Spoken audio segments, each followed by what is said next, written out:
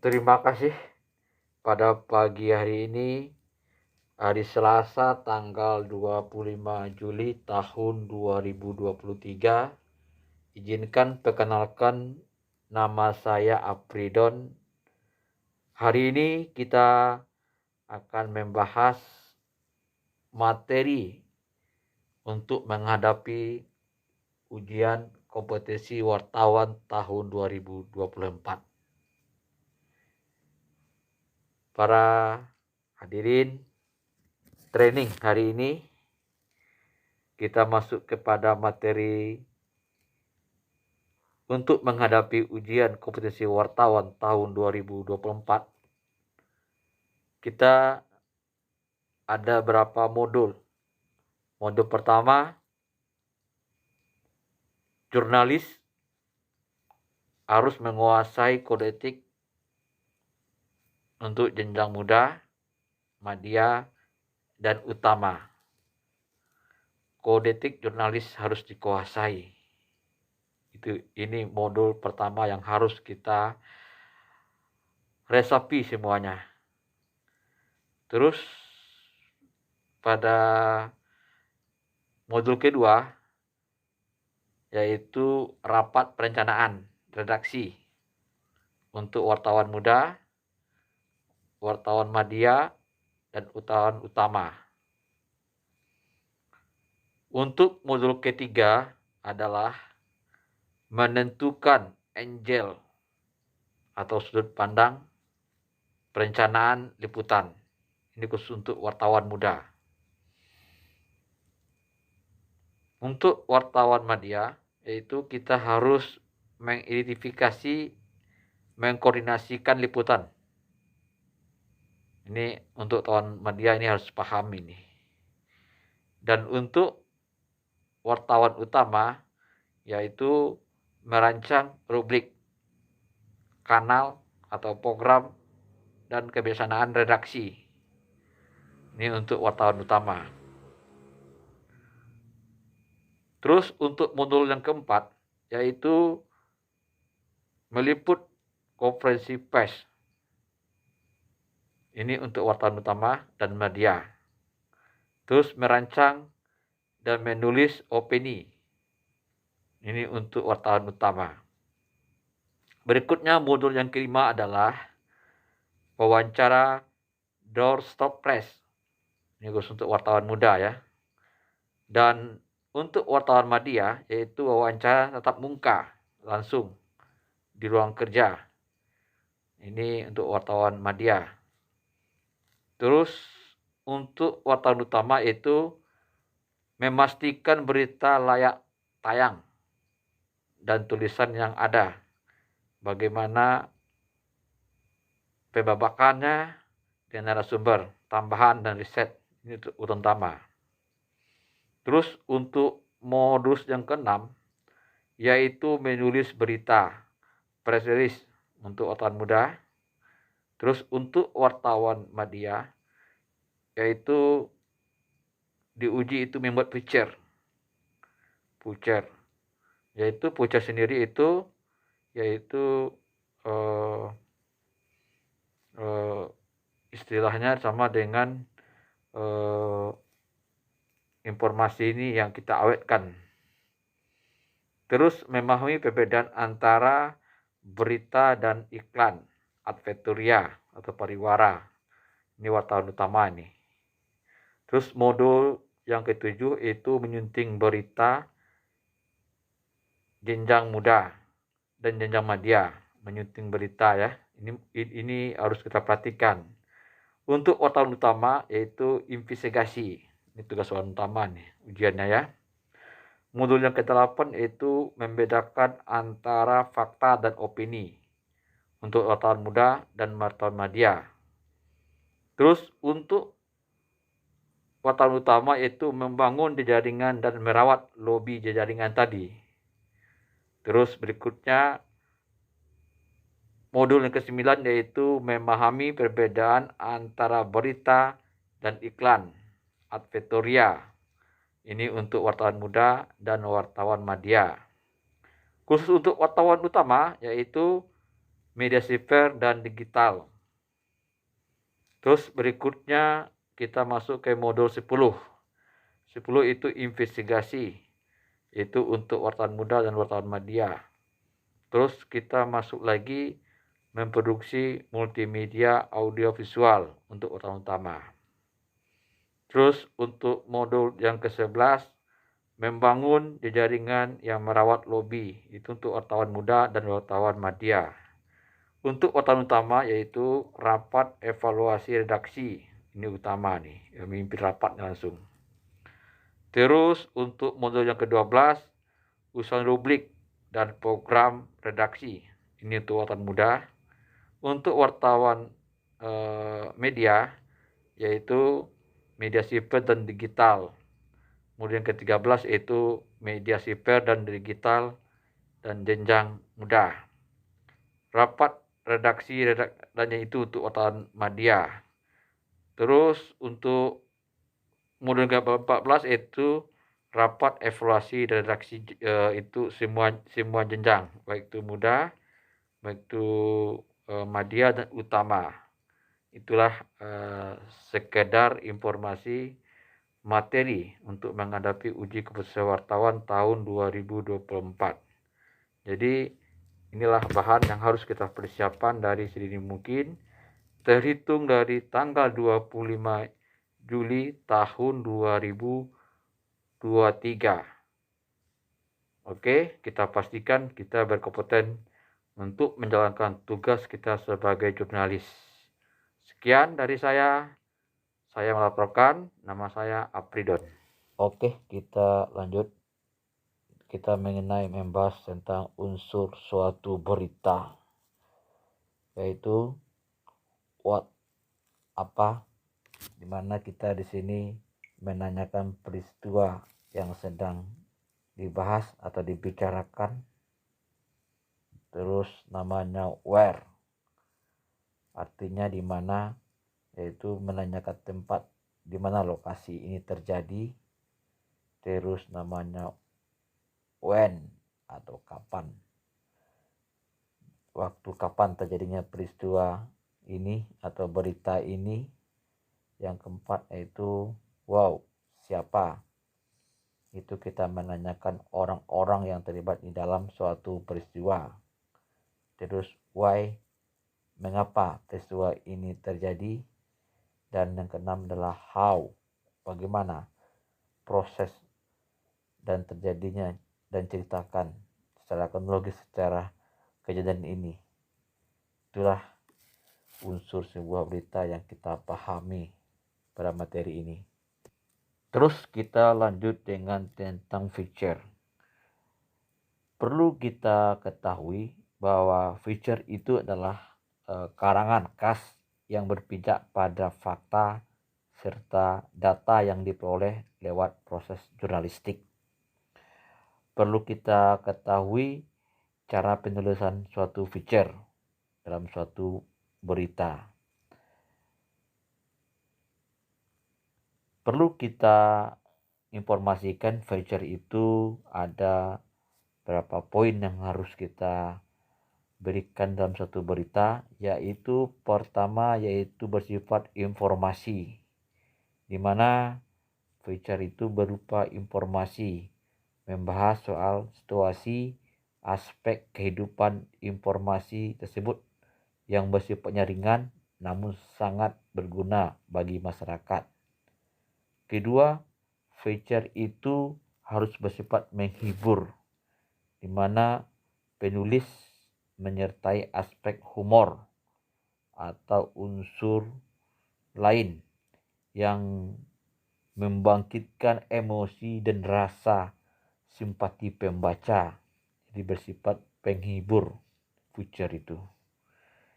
Terus yang ketiga, feature itu harus bersifat kreativitas, di mana feature terletak pada sisi kreativitasnya, karena proses pembuatan feature memerlukan kreativitas dari seorang penulis.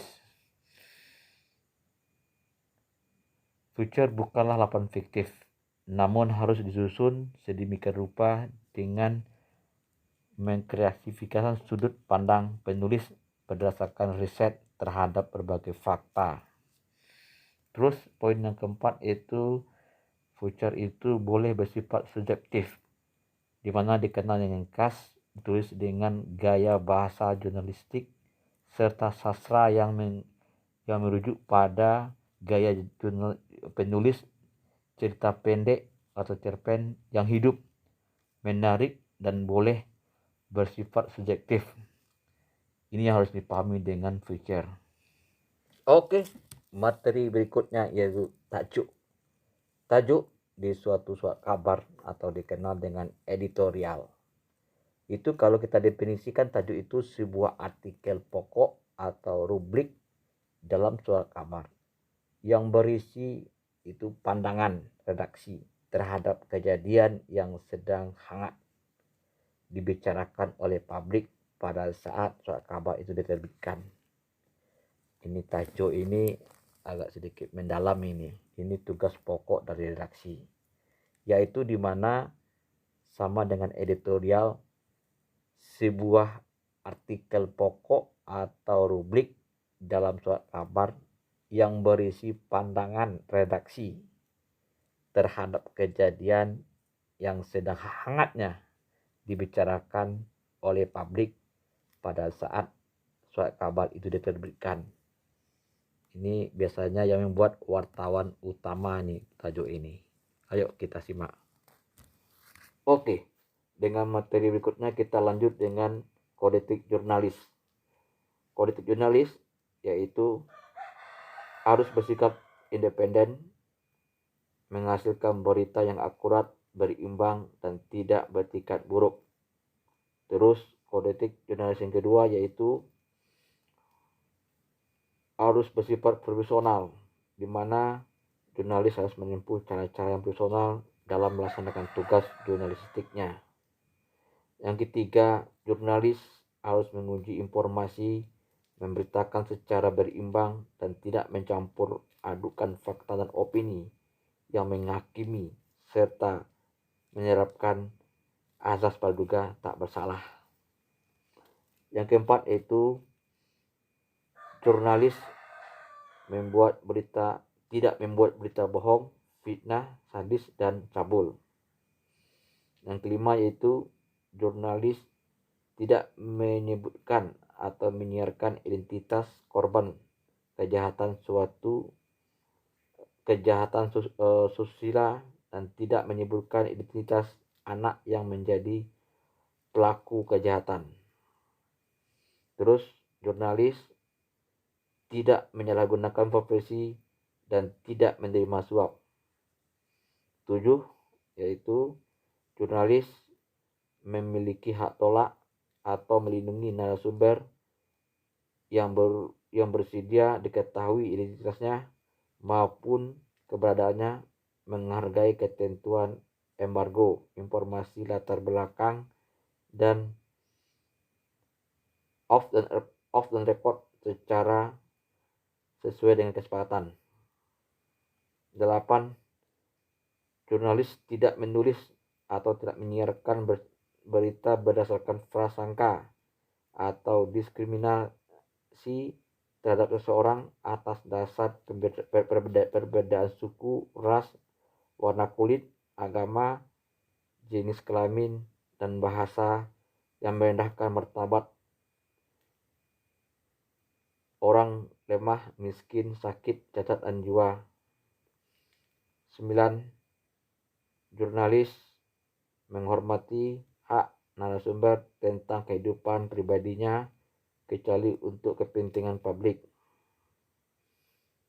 Terus 10. Jurnalis segera mencabut, meralat, dan memperbaiki berita yang keliru dan tidak akurat disertai dengan permintaan maaf kepada pembaca, pendengar, dan pemirsa. 11. Jurnalis Indonesia melayani hak jawab dan hak koreksi secara profesional. Ini kode etik jurnalis ini harus kita pahami dan kita resapi setiap hari. Inilah hasil materi kita pada hari ini. Terima kasih. Oke, kita hari ini terus mempelajari materi berikutnya, yaitu media yang terdaftar di Dewan Pers. Seorang jurnalis, medianya harus terdaftar di Dewan Pers, dan juga pimpinan redaksinya itu harus utama, dan reporternya harus wartawan muda, dan di situ ada juga redaktur namanya wartawan media, di mana media-media itu harus terdaftar dari hukum dan HAM, di mana kita sebagai jurnalis harus rutin mencari berita di lapangan, berada di lapangan, dan profesi jurnalis suatu profesi mulia yang kita harapkan. Produk jurnalis itu berupa di media cetak maupun di media elektronik dan media online, di mana jurnalis harus mencari sumber yang berkompeten untuk diwawancarai. Materi berikutnya, organisasi yang diakui oleh Dewan Pers, yaitu pertama, organisasi Persatuan Wartawan Indonesia atau disebut dengan PWI.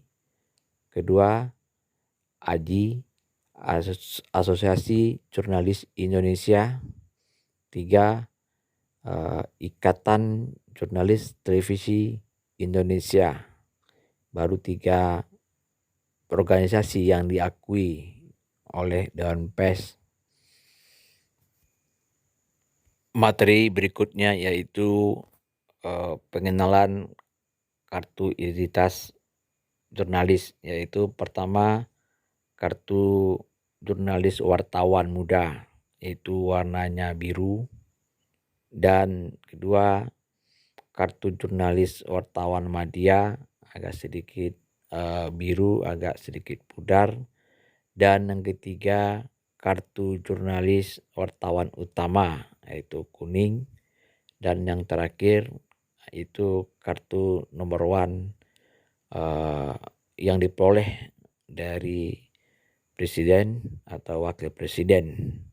Untuk Sumatera Barat sendiri, untuk mendapatkan kartu nomor 1 itu hanya Bapak Basar Basir dan Bapak Khairul Jasmi. Dan hari ini kita harus bagaimana supaya profesional dalam menjalani suatu pekerjaan jurnalis. Kita harus paham dulu prinsipnya, pemberitaannya, feature-nya, terus kode etik jurnalis, prinsip-prinsip yang harus kita lakukan dalam menjalankan tugas jurnalis sehari-hari. Kata-kata profesional itu semua orang bisa, tetapi pada prakteknya jurnalis ini adalah suatu pekerjaan mulia yang harus berimbang, akurat, profesional, tidak menerima suap. Jurnalis adalah betul-betul mencari fakta di balik peristiwa. Jurnalis ini adalah suatu hal yang ditunggu oleh publik, dan produk jurnalis ini dan dilindungi oleh undang-undang. Jurnalis sendiri lahir pada 9 Februari dan